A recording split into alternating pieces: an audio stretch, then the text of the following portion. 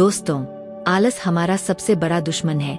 आलस नहीं छोड़ेंगे तो जीवन में परिवर्तन भी नहीं आएगा। परिवर्तन की शुरुआत आलस छोड़ने के बाद ही होती है। आलस हमें आगे बढ़ने से रोक देता है। जीवन में परिवर्तन चाहते हैं तो सबसे पहले इस बुराई को त्यागें। परिवर्तन की शुरुआत आलस छोड़ने के बाद ही होती है। दोस्तों, आज की कहानी एक आलसी लड़के की है जो बहुत ही आलसी है।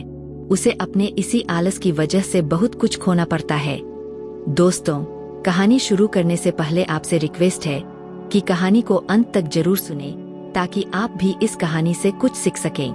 दोस्तों, इंस्पिराटो स्टोरी में आप सभी का स्वागत है। तो चलिए शुरू करते हैं। दिन के 12 बज रहे थे, लेकिन सोहन अभी भी सो रहा था।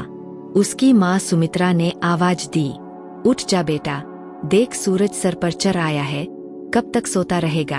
लेकिन सोहन पर कोई असर नहीं हुआ। वह चादर से मुंह ढककर दोबारा सो गया। कुछ देर बाद उसे खाने की खुशबू आने लगी।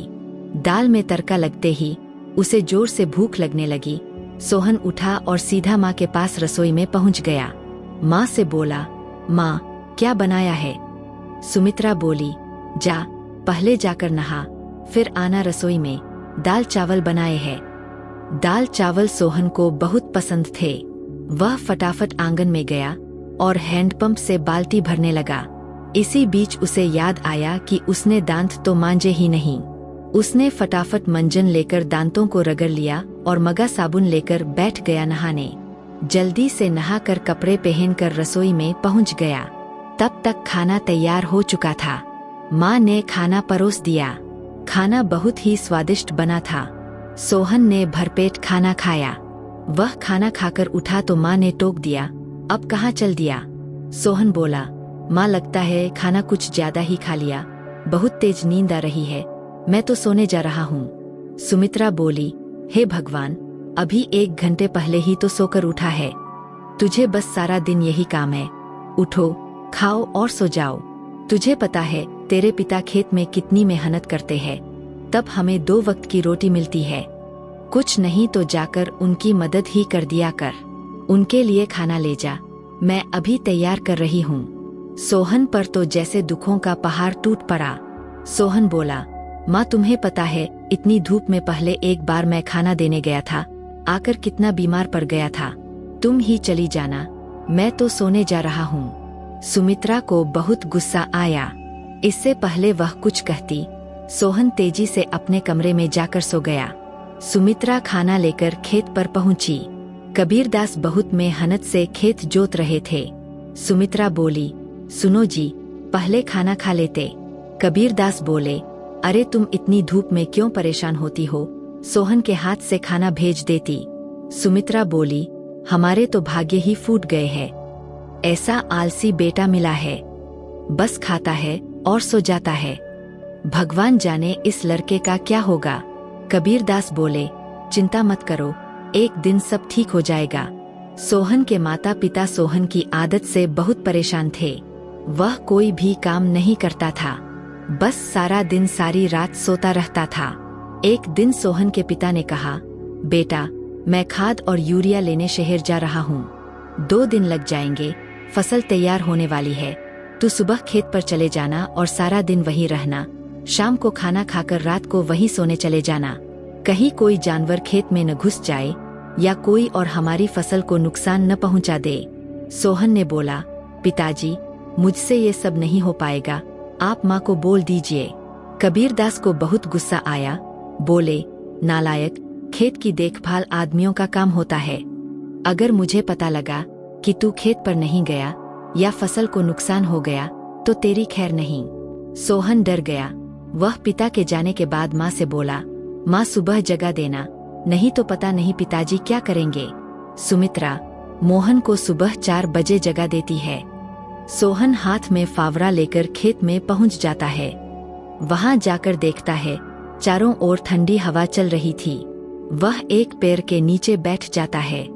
तभी उसे हल्की हल्की रोशनी नजर आती है। पूरा खेत लाल रोशनी से भर जाता है। सोहन ने यह सब पहली बार देखा था। वह आश्चर्य से सब देखता रहा। कुछ ही देर में सूरज उगने लगा। यह देखकर सोहन को बहुत आश्चर्य हुआ। कुछ ही देर में सभी गांव वाले खेत में काम करने आ गए। सब अपने अपने खेत पर काम कर रहे थे। सोहन पेड़ के नीचे बैठा था। तभी उसके पास के खेत से माधो काका आए। माधो काका ने सोहन से कहा, सोहन, मेरे खेत में पानी लग गया, अब तू अपने खेत में पानी काट ले। सोहन बोला, काका मुझे तो कुछ पता नहीं, ये सब तो पिताजी ने कभी नहीं बताया। माधो काका बोले, बेटा, कभी पिता के साथ खेत पर आया है जो तुझे पता होगा। माधो काका ने अपने बेटे को बुलाकर पानी सोहन के खेत की ओर कर दिया। माधो काका सोहन से बोले, जब पूरा खेत भर जाए तो हमें बता देना। सोहन बैठकर देखता रहा, लेकिन सुबह जल्दी उठने के कारण उसे नींद आ गई। खेत में पानी बहुत ज्यादा भर गया। तभी माधो काका दौड़ते हुए आए। माधो काका ने सोहन को डांटा, अरे नालायक, यहाँ सोने आया था, अपने पिता की सारी मेहनत बर्बाद कर दी, सारी फसल नष्ट हो गई। सोहन हड़बड़ा कर उठा। उसका खेत पानी से लबालब भरा हुआ था।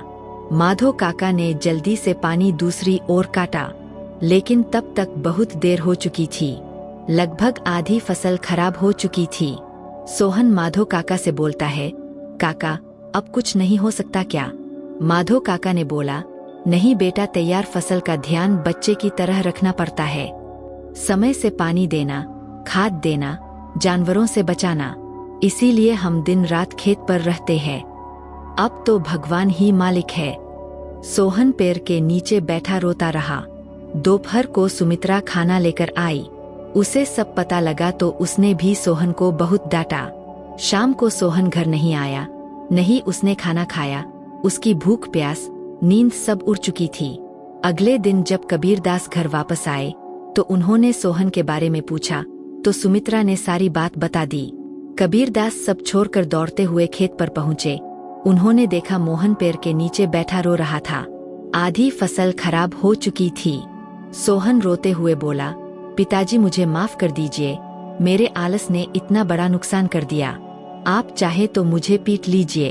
कबीरदास बोले, नहीं, तुझे मारने से फसल ठीक नहीं होगी। वादा कर, आज के बाद कभी आलस नहीं करेगा। चल, अब घर चल, वही बात करेंगे। दोनों घर आ जाते हैं।